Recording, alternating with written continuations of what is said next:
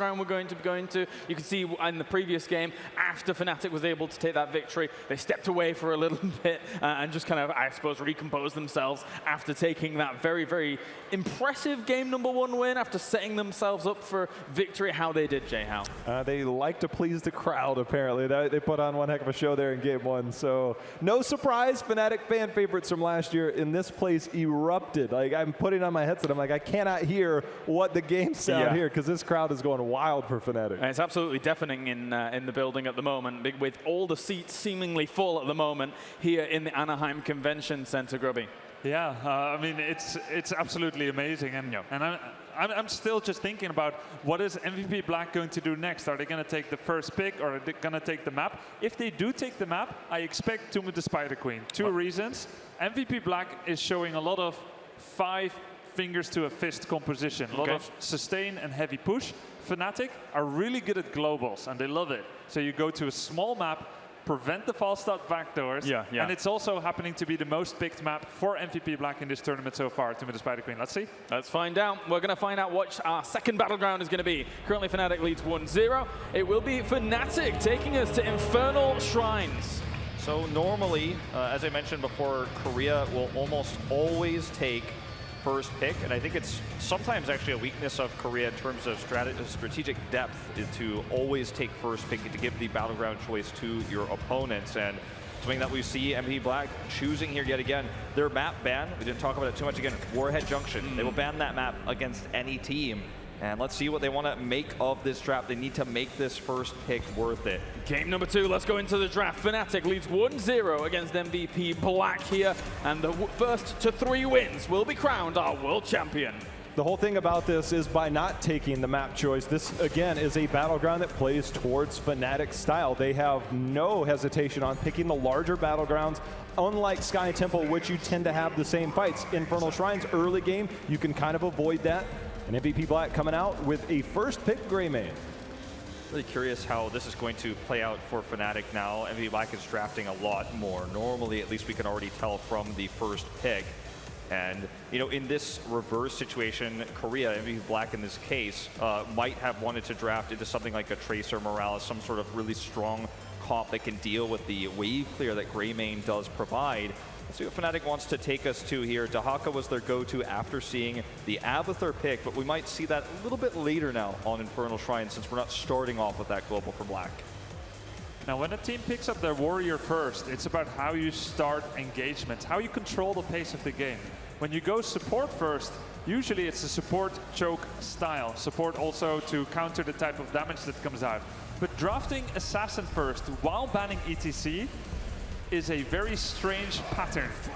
That makes me wonder, you're happy to give away Muradin, the top 2 contested warriors.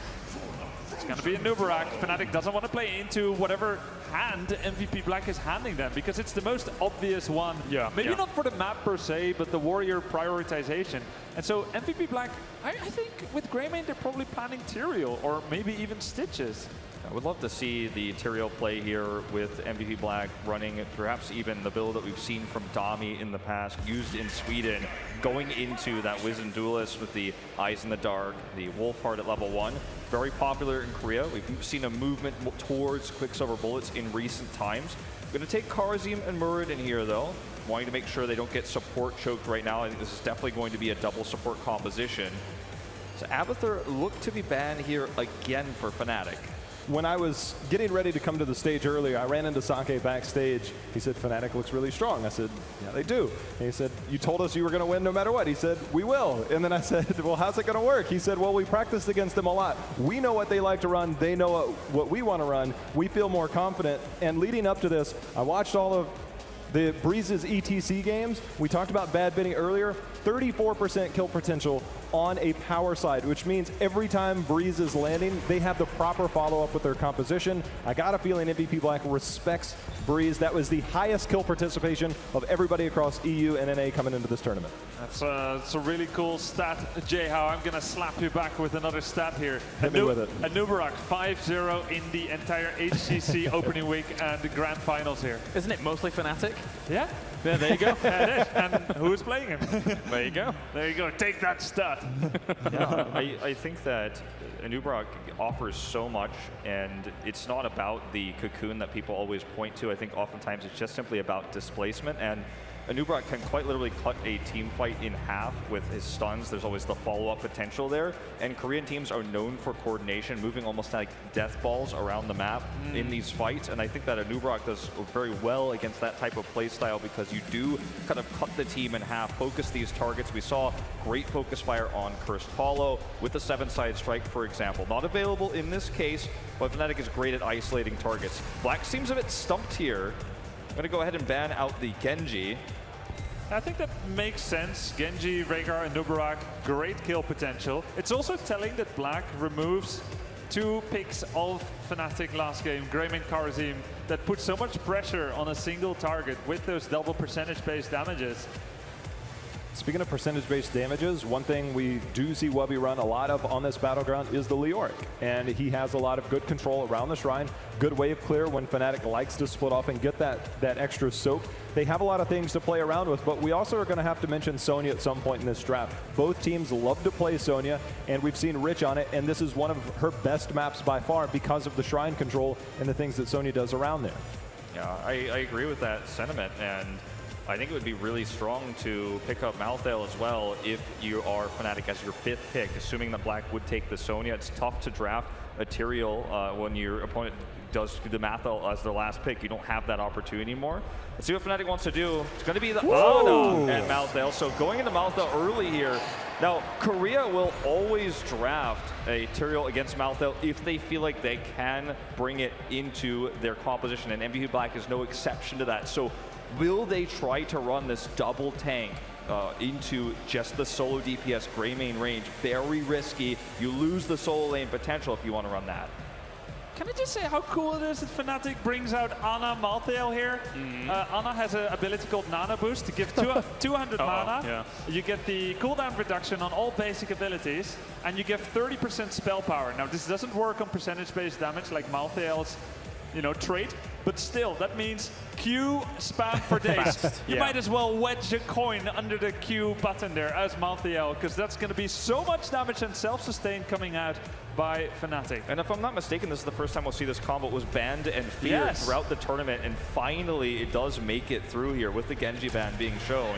Ooh, all right, disengage, Run away. Panic. Yeah.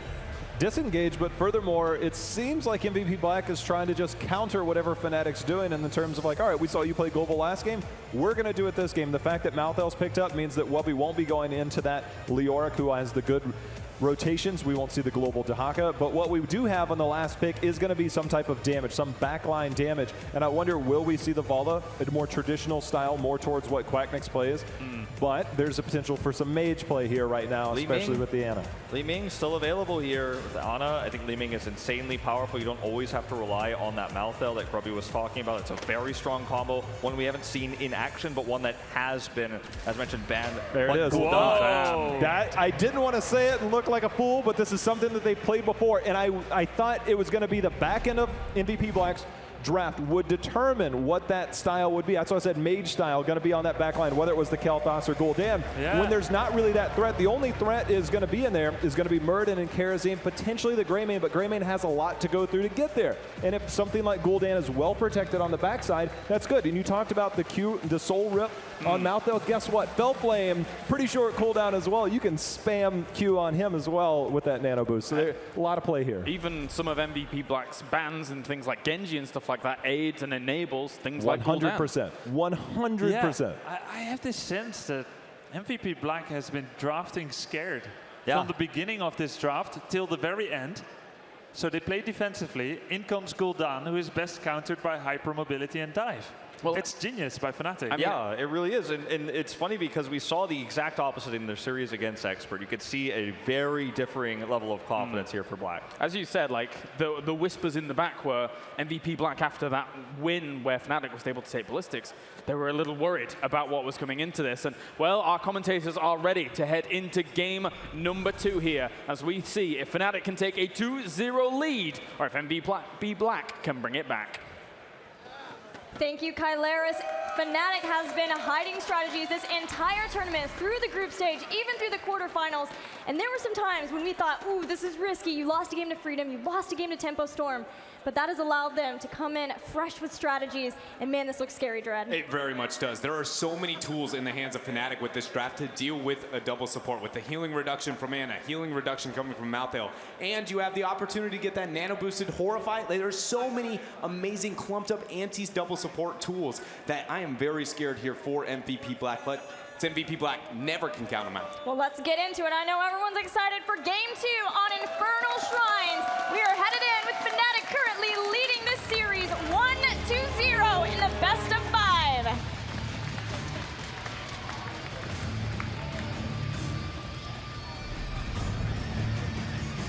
They found themselves a pretty dominant Game 1, looking for another here in Game 2. In the blue, it is Fnatic. We have Quacknix on the Gul'dan. Schwimpy is on the Ana. We have Wubby playing Malthael.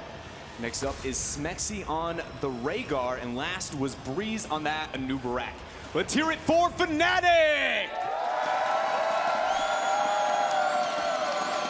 And in their red, their opponents taking a page out of Fnatic's playbook with the Globals. We're gonna have Kyocha playing Karazim, Rich on Falstad, Tist playing Murden, Sake on Brightwing, and finally Risa on his Greymane. Give it up for MVP Black!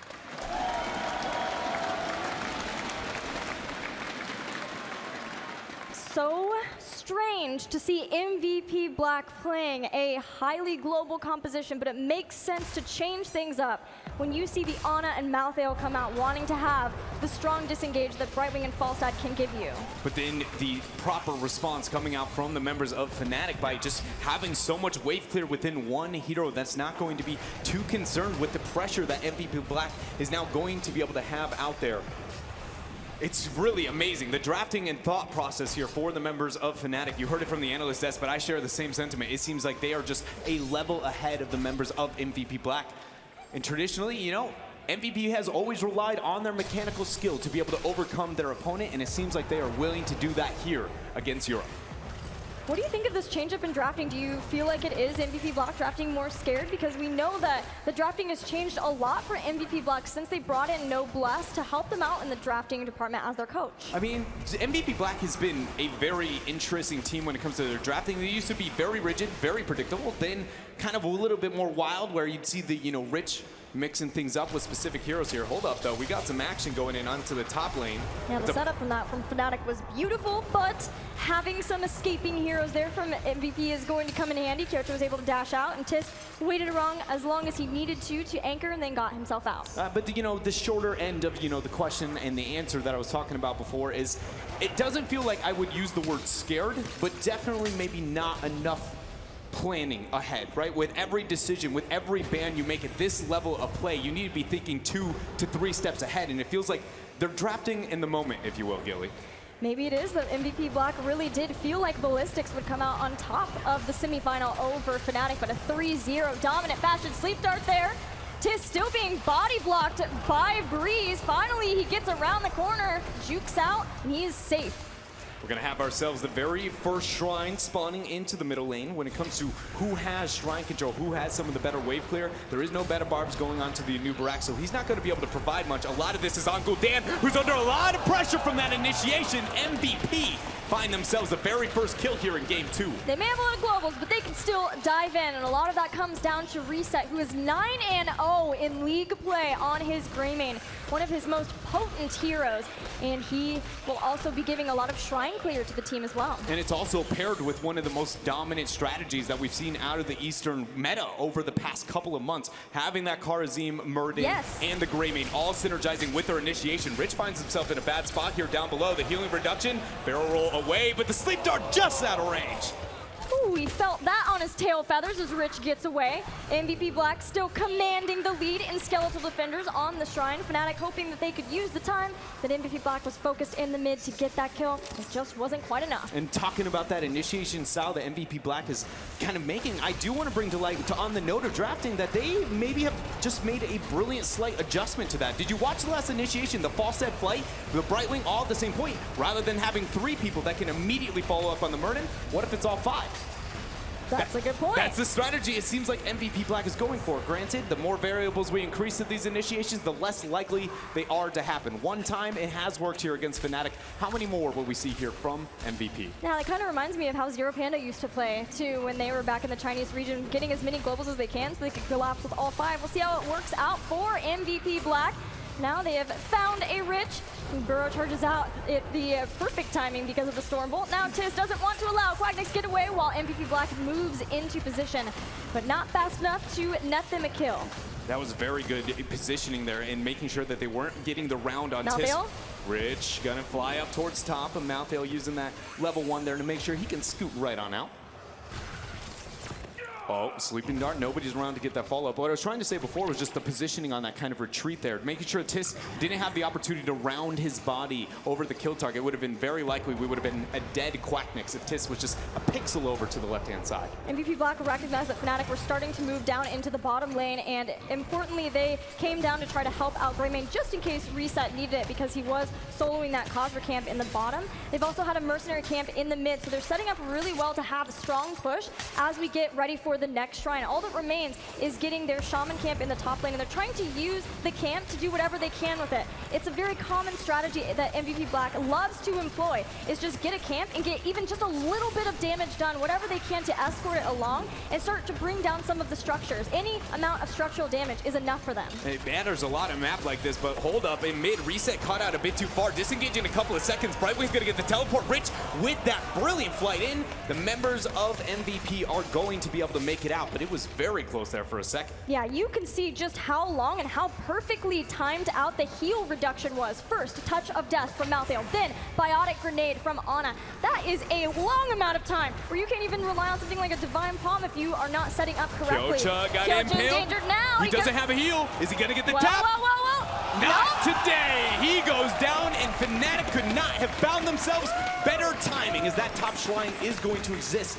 They need to start it immediately if they have the interest of focusing on this Punisher, but it doesn't seem like that is the case. They're going to focus elsewhere onto the map because MVP Black is rounding those 10s and those heroics. It makes sense they want to forfeit this, but Rich may be out a smidge too far. Yeah, and maybe not respecting that Fnatic would know that the MVP Black wants to keep their globals in lane. He interrupted it. Now the Sleep Dart's going to be in position. He can't make it out. He's Swimpy gone. Over the wall, snipes it down, and Rich is out of here. Fnatic finds a second kill, starting the stagger deaths of MVP Black. All MVP can do is try to clear out this shrine and try to maintain composure in the face of a Fnatic who has found person after person here against MVP Black in the mid game.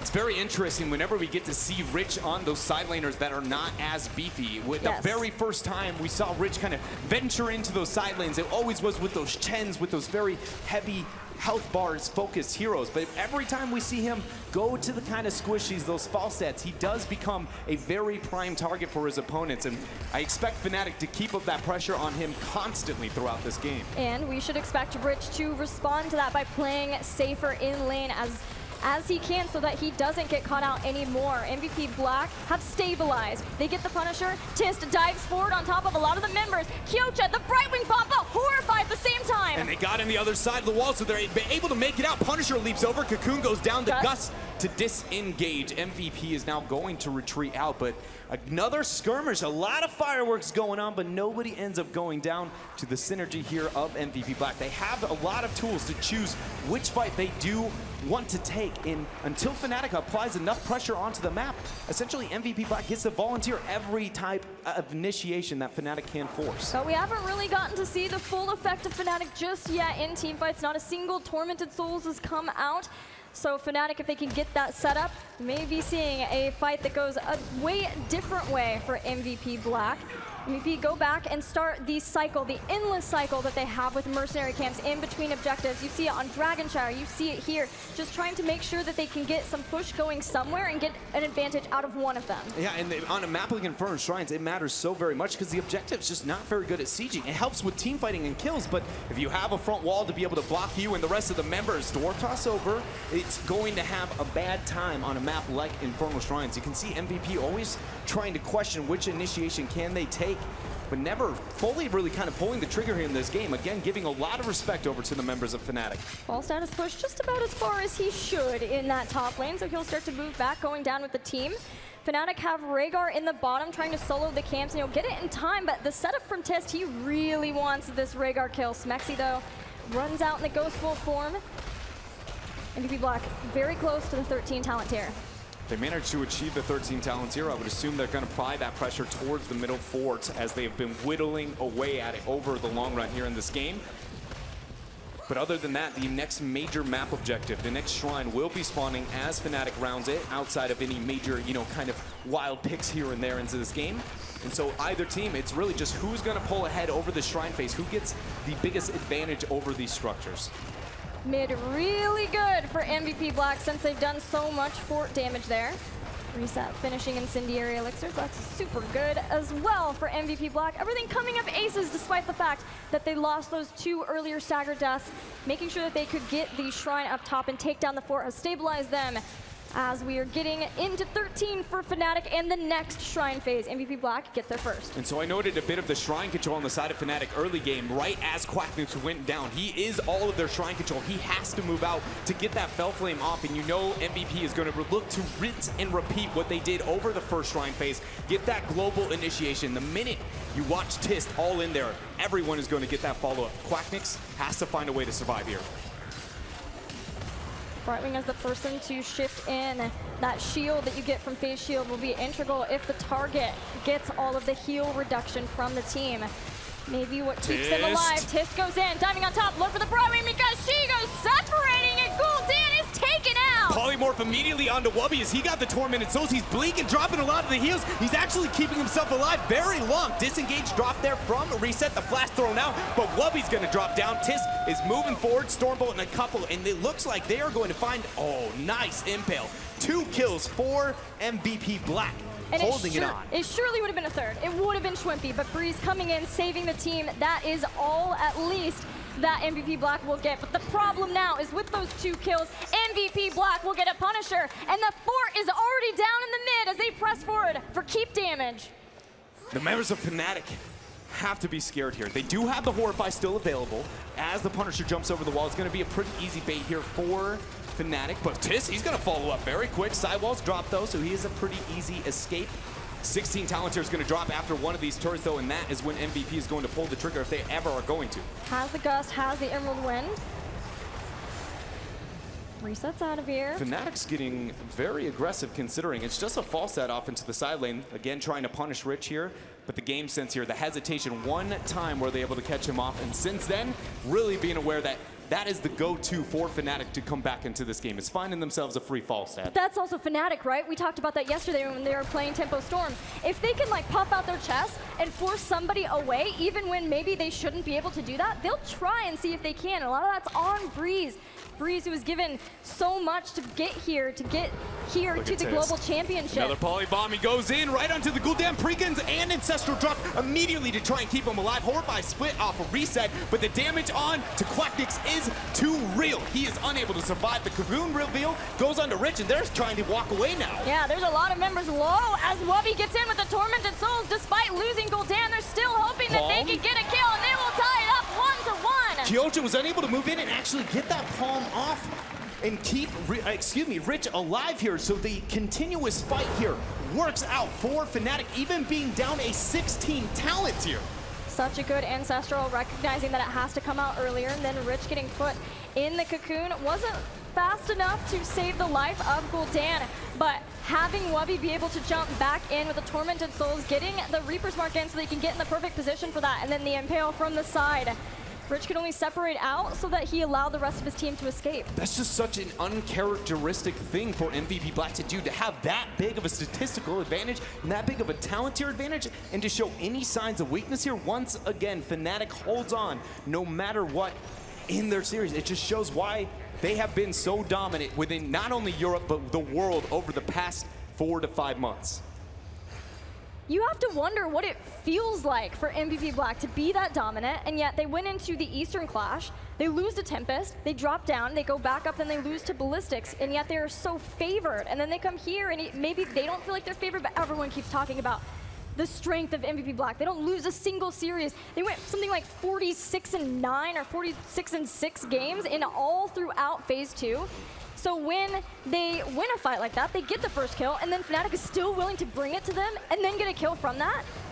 I wish I could tell you that it feels good, but I'm pretty confident that it is very devastating. The mentality for MVP Black has to be rather scared, and it feels like it is showing a little bit with their play here. But I do wonder, with that note, is there a breaking point where we see the opposite happen, where the snowball and morale works into their favor? That what is the one kill, the one moment? Does it take a game? Does it take a keep? What is it going to be where they suddenly go, nope, we're done, Fnatic. We have the confidence back. We're ready to be MVP Black and get what we think is ours, an HGC Final Global Championship. When they lost Cursed Hollow to Ballistics in the league play, the next game they played was very respectful, kind of the same. And then the minute that they got a win, the next game from there, completely different MVP Black, invading camps left and right, putting the aggression on from the very beginning of the game.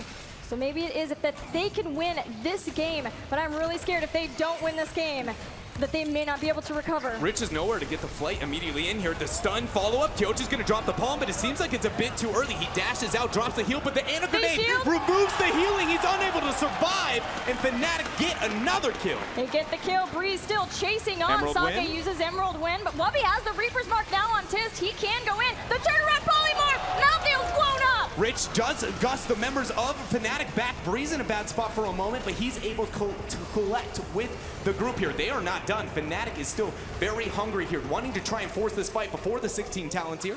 Nice sleeping grenade there is going to remind the members of MVP Black what Ana is capable of. But nothing gained too much here for Fnatic. Great turn, though, on the side of MVP, willing to recollect themselves and not just give Fnatic what they could have had with that one kill. Yeah, the Gust Isolation and Wubby being the only one who was within sight, wanting to use the Reaper's Mark while it was on, got a little hasty, and the punishment was severe from MVP Black. We're 15 seconds away from impossible initiation. No, they don't even wait up. They're gonna go in. Ancestral use and the Cocoon. Look at Rich trying to flank Quackix. That's a 1v1 he can't handle. But we see Ana go down as well. MVP is open this up. MVP are everywhere, and they are winning this fight. Rich flies in. Doesn't quite have Gust just yet, though. The rest of the team comes in. They've got Tormented Souls, but the immediate polymorph. He's going to be able to get Emerald Winded away. Breeze doesn't have that much mana. He drops it onto the Impale. It's going to keep him up. Wubby goes in. He gets the kill. He gets the kill, but then MVP Black will bring down Malthael. Only a new Barak left as MVP Black march on to the keep. They're going to be able to take out the keep, but is this where they stop? MVP, you know that they're going to be wanting to try and take this core. They go in, not able to land any crowd control onto Breeze. If Breeze was stunned by that, you know that that could have been, it would have been game. So very good job by him getting away.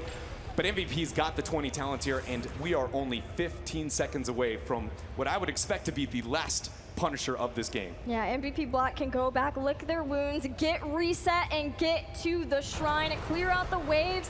But it's Fnatic who has to clear out this bottom lane, now losing the keep. That is a problem because the shrine is in the top lane, so they need to deal with that.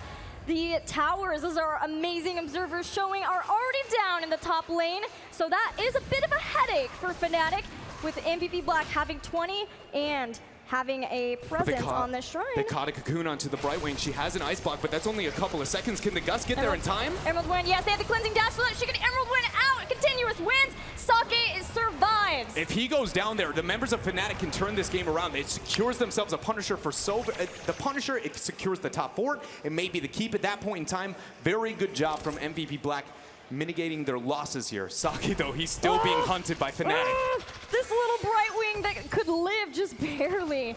The Bright Wing that could. MVP Black is dealing with Wubby, catches Wubby and takes him down. on top of the shrine. He was going for a play to try and get that collapse up into that top shrub and flank the members here of MVP, but able to sniff it out, catch him off guard. Now a 45-second advantage for them. The 20 talent here, as we said before, and catapults are collecting there in the bottom lane. Fnatic is in a lose-lose scenario, it feels like here. Flight. There's the epic flight. No Gus yet here from Rich. Not yet. Tist on the other side. Horrify is forced now to push Tish in a bad situation. Ancestral healing saves Quackix. Saki is still going down. Fnatic are able to get the 1 kill, but they're losing so much from it. It's cost them an Ana later on. The dash is going to be dropped there, and Nubrak going in to try and stop them from moving to the core, but Rich is going to go and gust him right on in. MVP Black look like they have done it here, Gilly. It looks like they're going to be able to tie this one right on up. Fnatic won their semifinal 3-0, and MVP Black did the same. But Dreadnought, I dare say, we've got a series on our hands as we are going 1-1 in this best-of-5 grand finals.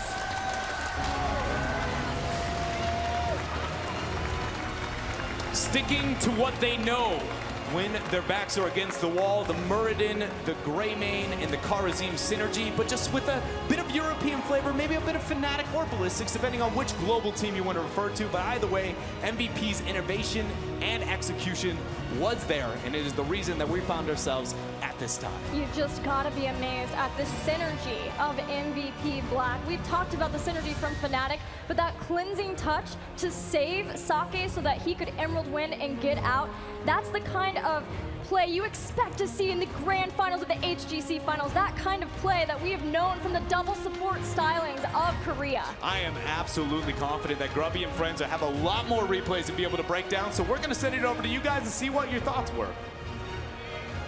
Indeed, strong control from MVP Black there in game number 2 with the gusts, with the winds, everything to try and stop the Malfail and the band of boys that we do have from Sweden. Very, very difficult for Fnatic to really get too much of a hold onto that game, Grubby. Yeah, and plus it wasn't just used defensively. Before the draft, we were skeptical of how defensively MVP Black drafted, but they actually used Falstad and Muradin to jump in with Emerald Wind Brightwing bombs to play very offensive. There was a lot more dive than it looked like. We thought maybe Kharazim, Mura, Greymane can dive, but what about the backline? Well, they get right back.